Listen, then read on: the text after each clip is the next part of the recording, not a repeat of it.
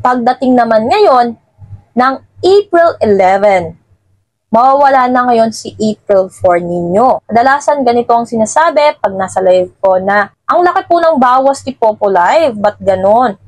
Kasi po baka yung malaking earnings na may nakuha ninyo hindi na po sakop na 7 recent days. Yun po ang lagi kong sinasabi. Which is ganitong senaryo po ang mawawala sa inyo. Hi everyone, it's me, your Tita Laika. Welcome back to my channel. And for today's vlog ay isa na namang tutorial about kay Popo Live. At ang topic natin for today ay ang live task reward dito sa Philippine country po. Each country po kasi ay may iba't ibang live task reward. Tita Laika.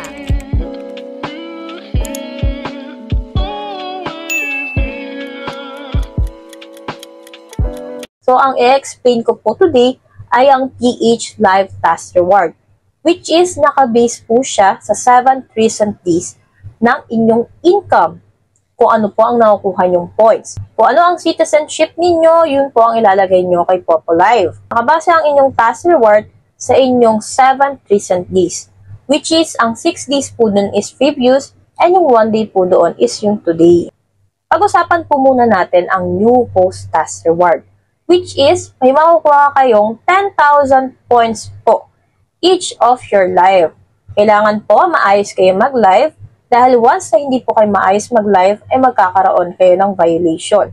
At ang mangyayari po nun kapag nagkaroon kayo ng violation, mapabago man kayo or matagal na kay Popo Live, makakancel po ang inyong task reward for the day. Kapag kayo po ay bago at nagkaroon kayo ng violation, makakancel po ang inyong new user task reward, which is mapupunta po kayo sa ordinary task reward na ang makiklaim nyo po is 1K points po or equals to $0.1. Hindi na rin po masama dahil meron at meron pa rin po kayong makukuhang live task reward. All task reward are points. So once na na-claim nyo po yung task reward ninyo, mapupunta po iyon sa inyong points. Lahat po na nakukuha yung earnings na gifts ay yun po ang basihan ng inyong live task reward. Hindi po included dito ang mga platform rewards po or ang mga tips na nakukuha ninyo. Same IP address can close all task reward. Ibig sabihin po nun, wala kayong makukuhang task reward. Kaya tatandaan nyo na 1 account per person lang po. Pag-usapan naman natin kung paano tumaas ang inyong task reward. Kung kayo ay ordinary host, task reward, at gusto nyong mag-upgrade ang inyong live task reward, isa-isahin natin ito. Kung kayo po ay ordinary host at gusto nyong tumaas ang inyong live task reward into level I, kailangan po makakuha kayo ng 150k earnings for the 7 recent days. Bibigyan ko po kayo ng example at papakita ko po yan dito sa screen. Bibigyan ko kayo ng senaryo. Halimbawa, nakuha ninyo ang inyong 150k earnings ng putol-putol na araw or hindi nyo siya nakuha ng isang bagsakan. For example, I'm giving you the example of month of April. Nag-i-start tayo sa Monday, April 1. Which is nakakuha ka ng 10,000 gifts. So, hindi mo siya na-reach for this day.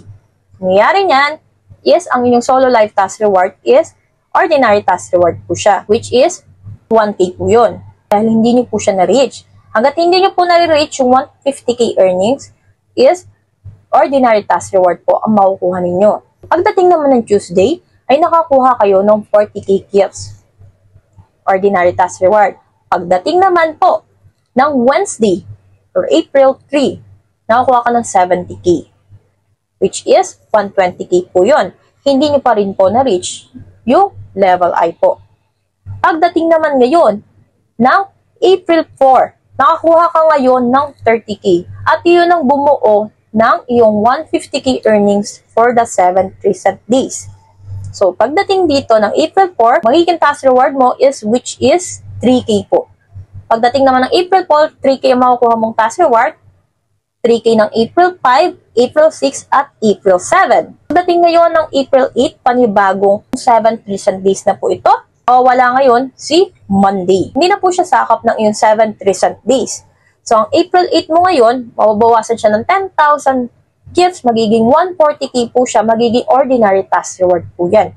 Kung kayo po ay nakakuha ng gifts, example na lang natin is 30,000 worth of gifts. Kuha ka ng 30k points gifts.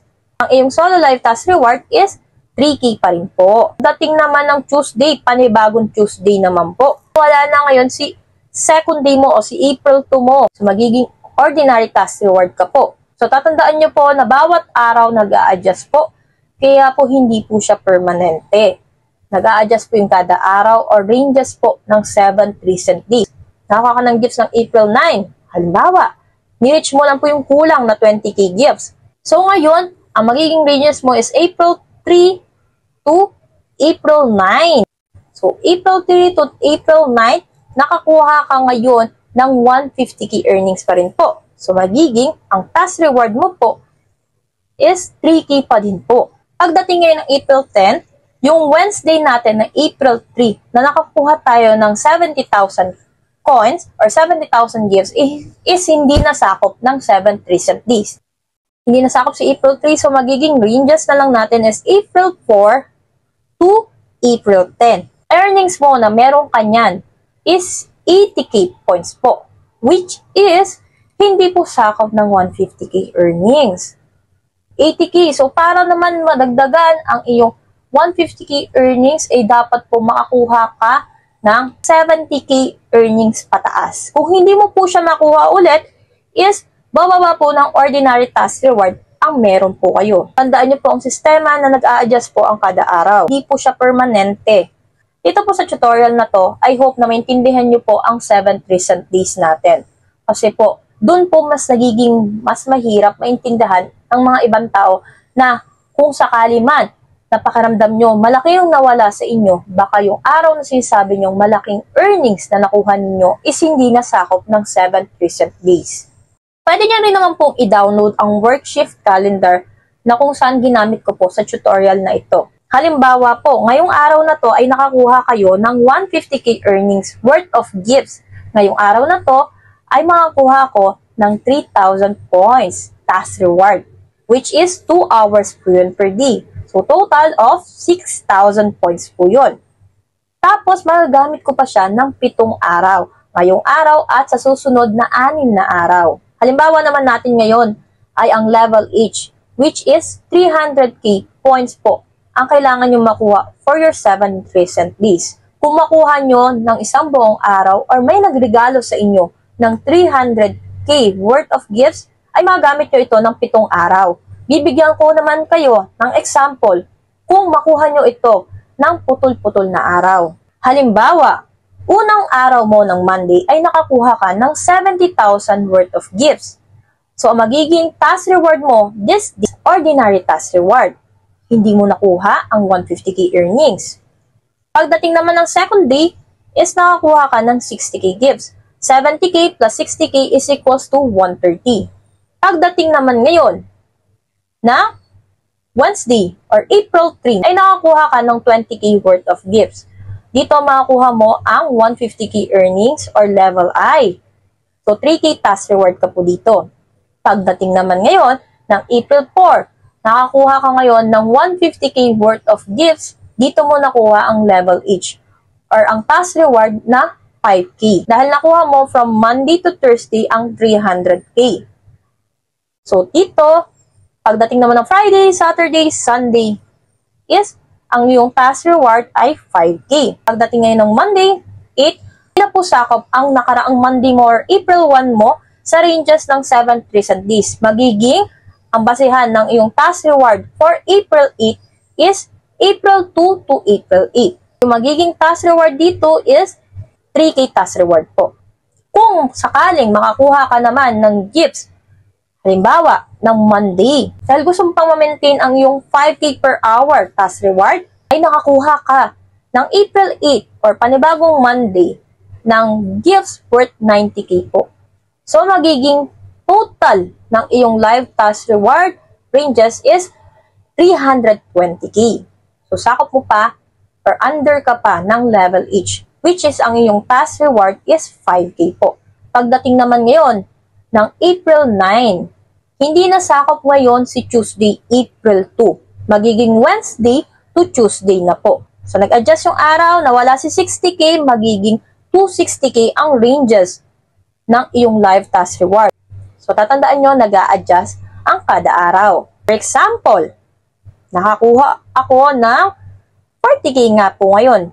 Dahil kinuha ko or ni-reach ko yung kulang for this day. Pagdating naman ngayon ng Wednesday, so magiging sakop niya ngayon na live task reward is Thursday siya to Wednesday. So magiging 4 to 10.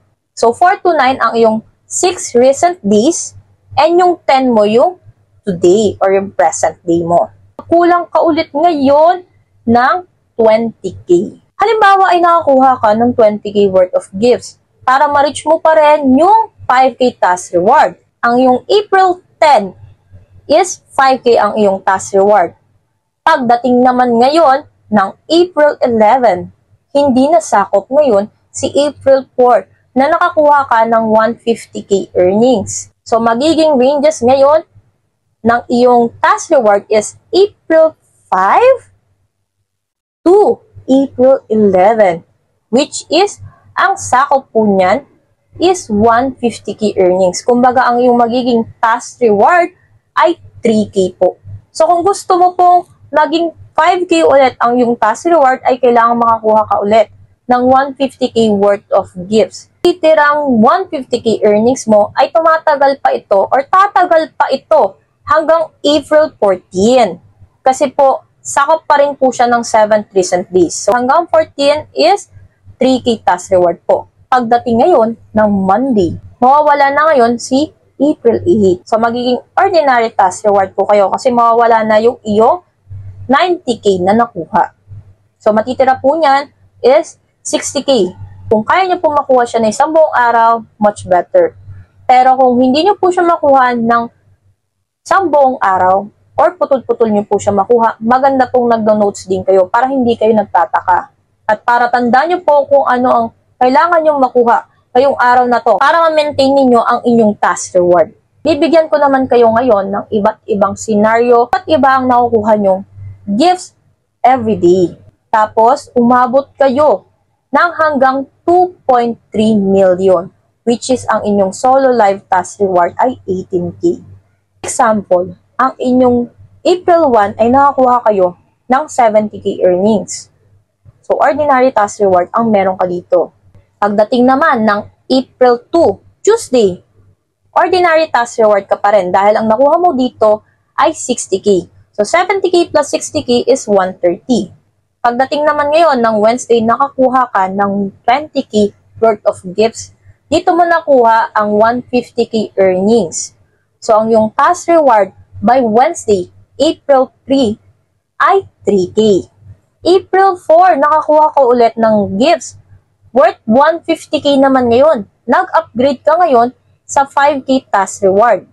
Pagdating naman ng April 5 or day 5 mo, nakakuha ka ng worth 600K gifts. Or ang total ng earnings ng live task reward mo from Monday, April 1 to April 5 ay 900K. Ang iyong solo live task reward ay 9K. Pagdating naman ngayon ng April 6, nagbigay sa'yo ng gifts worth 1 million gifts. Bongga, di ba? So, ang iyong nakuha na total of live task reward mo ay 1.9 million. So, ang iyong solo live task reward is babagsak ka ng 12K ang iyong makukuhang live task reward sa solo live. Pagdating naman ngayon ng Sunday, April 7, nakakuha ka ng 400K. Dito naman, nag-ranges na ang iyong live task reward ng 2.3 million. So, ang iyong solo live task reward ay naging 18K na po. Pagdating ngayon ng April 8, wala ka na nakuha na gifts hanggang sa sumunod na araw. Siyempre, medyo kampante ka na dahil nga po ang iyong solo live task reward ay 18K. So, tatandaan ninyo na hindi po siya permanente. Nag-a-adjust po ang kada araw. Pagdating ng 12 midnight, panibagong araw na po iyon. Ibig sabihin nun, after ng 12:01 AM ng April 8, hindi na po sakop ng inyong live task reward ang Monday, April 1, na nakakuha ka ng 70K gifts noong April 1. Hindi na po siya sakop. So, magiging Tuesday hanggang April 8. So, matitira po sa inyo is 2,230,000 earnings po, which is ang inyong solo live task reward ay sakop pa rin po ng level E or 18K pa rin po yan. Ngayon ng April 9, Tuesday, hindi na po sakop ng live task reward ang April 2 nyo. So, mawawala yung 60K. At ang matitira naman ngayon is 2,170,000, which is sakop pa rin po siya ng 18K. So, ano nga ba ang ranges ng level E? 2 million po ito. Hanggang nare-reach nyo po sa 7th recent days ninyo ang 2 million, meron po kayong live task reward na 18K.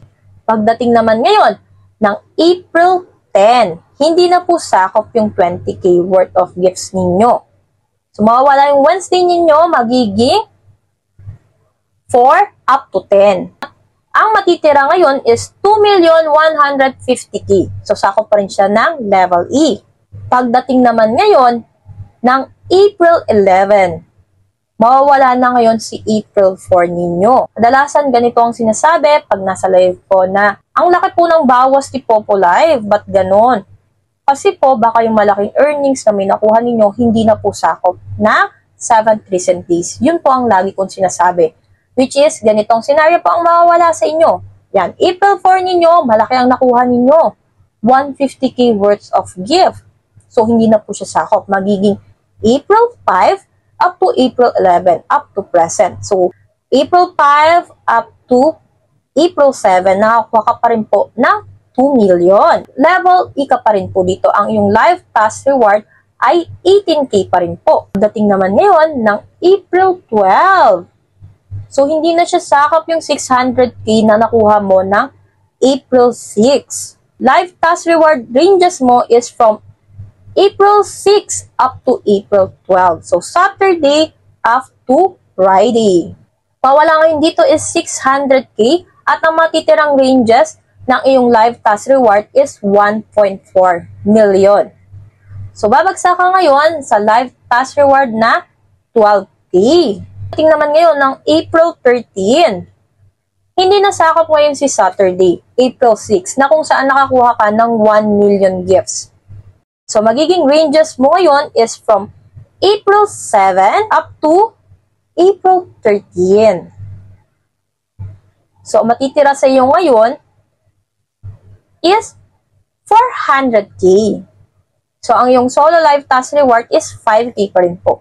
Tapos ngayon, pagdating naman po ng April 14, dahil nga wala ka na nakuhang gifts for the following days, mawawala na ngayon si April 7. Yun na yung huling araw na may nakuha kang gifts.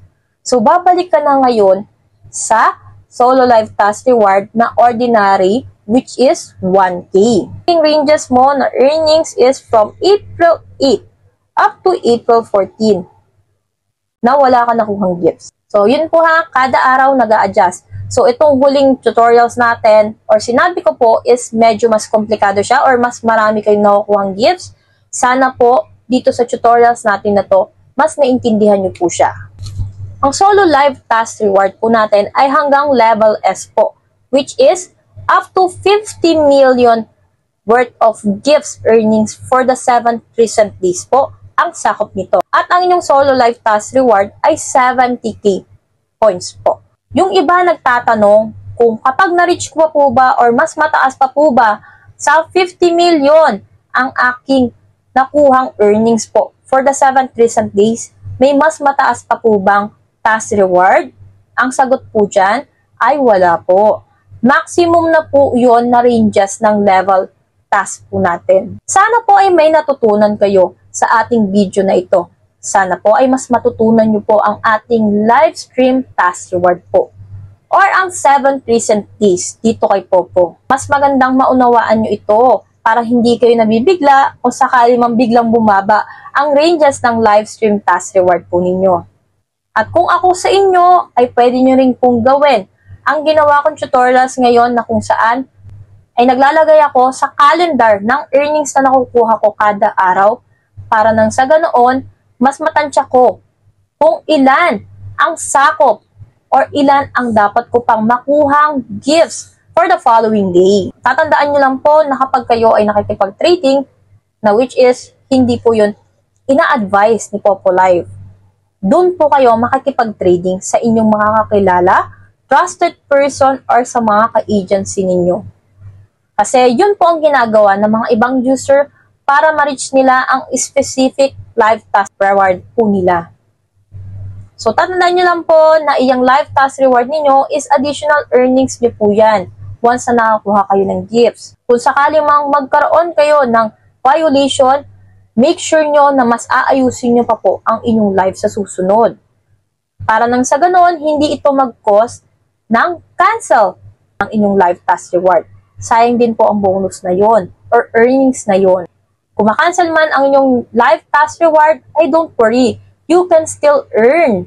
Dahil po meron pa naman pong ways para maka-earn ng points dito kay Popo Live. By getting gifts, by getting tips, or by getting rewards by doing invite. So yun lamang po, sana ay may natutunan kayo sa video natin na ito. Don't forget to like, share, and comment on this video. Kung sakali may mga katanungan kayo kay Popo Live, huwag kayong mahiyang mag-comment para nang sa ganun ay gumawa ako ng tutorials para dito. Naka-live din po kay Popo Live from 9 PM onwards. You can watch my live. Nagbibigay din po ako ng free orientation sa mga pumapasok po sa ating live. Kapag kayo ay may mga concern, questions, kay Popo Live, andun po ako, handa ko po kayong sagutin. Ilalagay ko po dito ang aking WhatsApp kung sakaling gusto nyo pong maging part ng aking agency or gusto nyo pong gumawa ng sarili nyong agency. Yun lamang po. Thank you for watching and see you next vlog. Bye! Thanks for watching. Share. Don't forget to like, comment, and subscribe. See you next vlog.